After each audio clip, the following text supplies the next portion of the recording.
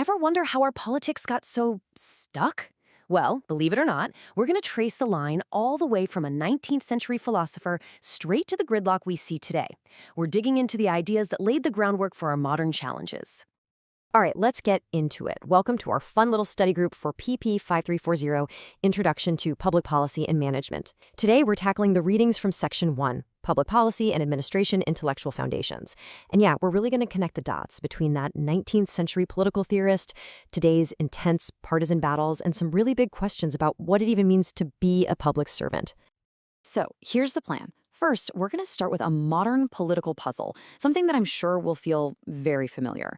Then we'll go back in time and trace the intellectual roots of this whole thing to the 19th century. From there, we'll dive into this huge tension that's baked right into the way our government is built. We'll look at a classic debate this tension created, and then finally, we'll see how all of this comes together to put public servants under some serious pressure today. Okay, so let's start with that puzzle. I mean, think about the last decade or so of American politics. Doesn't it feel different? More extreme somehow? Well, what our readings suggest is that this isn't just random chaos. It's actually a symptom of a much, much deeper strain in our system of government. To really get a handle on this, the writer Bouie takes us back to the 2011 debt ceiling crisis. And listen to the language he uses here. Take a hostage. Bowie's point is that this wasn't your normal political back and forth. No, this was something new. A style of politics that's all about total victory or wrecking the system. It was a huge shift, where one side was literally willing to risk an economic catastrophe just to get what it wanted.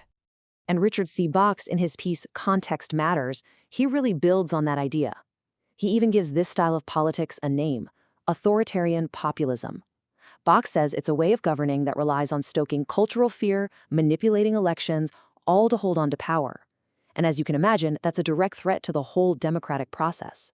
So the big question is, where did this way of thinking even come from? Well, according to Bouie, we have to look to the past. He says that to really understand the logic of total victory or wreck the system, you've got to travel back to the antebellum South and meet its chief political thinker, John C. Calhoun, because that is where you find the intellectual DNA for this modern political style. So, Calhoun's big idea was something called the concurrent majority.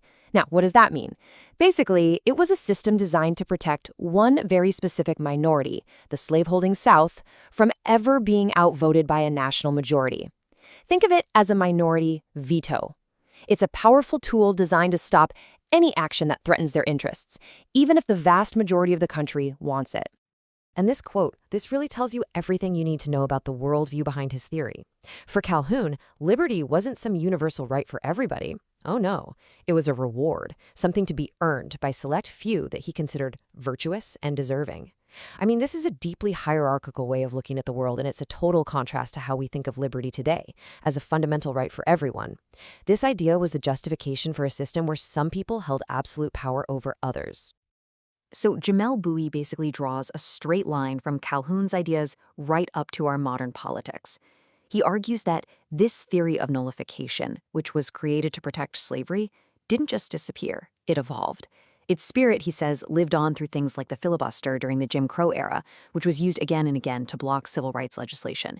And today, Bouie says you can see its modern echo in tactics like gerrymandering and voter ID laws, tactics that one court famously said targeted Black voters with surgical precision. Okay, so that's the ideological backstory. But it's not the whole picture. There's another conflict going on, a more structural one, happening right inside the machinery of our government. So let's pivot now and bring in the work of a giant in public administration, Dwight Waldo. He pointed out this fundamental tension that exists at the very heart of how our government works. What Waldo saw was this core tension, this fundamental clash between two opposing forces. On one side, you've got bureaucracy. Think hierarchy, expertise, rules, efficiency. And on the other side, you have democracy. That's all about equality, liberty, and participation. You can see the problem, right? One is top-down and loves rules. The other is bottom-up and loves freedom. And that brings us to the million-dollar question that Waldo basically asks. How on earth do you get these two things to work together? How can you possibly run an efficient, orderly government that is also free, equal, and actually responsive to the people? I mean, that's it. That's the great balancing act of public administration right there. And that question, it leads us straight into one of the biggest, most foundational debates in the whole field of public administration. It's the classic showdown over the relationship between politics and the day-to-day business of running the government. And the two big names in this debate are Woodrow Wilson and our guy, Dwight Waldo. So let's start with Woodrow Wilson. Back in the late 1800s, he made this big argument. He wanted a science of administration. His belief was that carrying out the law should be a totally technical, neutral job, completely separate from the messy hurry and strife of politics. For Wilson, government administration should be efficient and businesslike, kind of like running the books in a counting house. So here's the core of the debate, right? In one corner, you have Wilson's idea, the politics-administration dichotomy. It's this vision of a clean break. Politicians make the laws, and then neutral professional administrators just carry them out. Simple. But then, decades later, Dwight Waldo comes along and says, hold on, that's a myth. He argued that in the real world, politics and administration are completely tangled up together.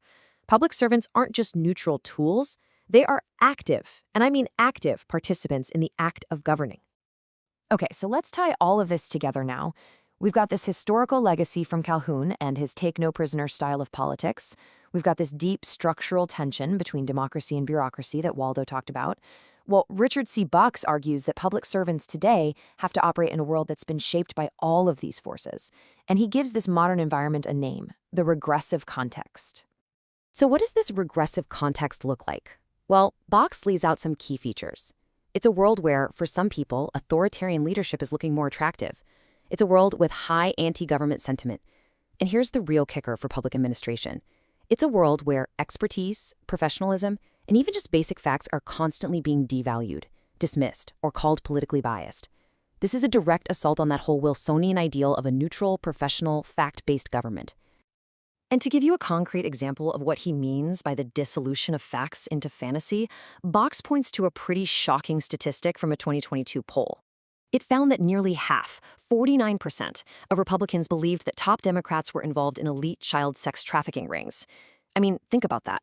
As Bucks points out, when a completely baseless conspiracy theory is believed by almost half the members of a major political party, how do you even begin to have fact-based governance? It's a profound challenge. And this leads us right to the practical, on-the-ground dilemma that Bucks says public servants face every single day. How are you supposed to do your job, whether you're a scientist at the EPA, an economist at the Treasury, or a city planner? How do you function when the very foundation of your work, objective facts, data, evidence, is being constantly attacked and undermined for political points? Which leaves us with this final, and I think essential question. It's really the core challenge that all of these readings put right in front of anyone who's even thinking about a career in public service. In this age of intense ideological division, in an era where expertise itself is under fire, how do we, as citizens, and especially as future public servants, balance that machinery of bureaucracy with the very soul of democracy?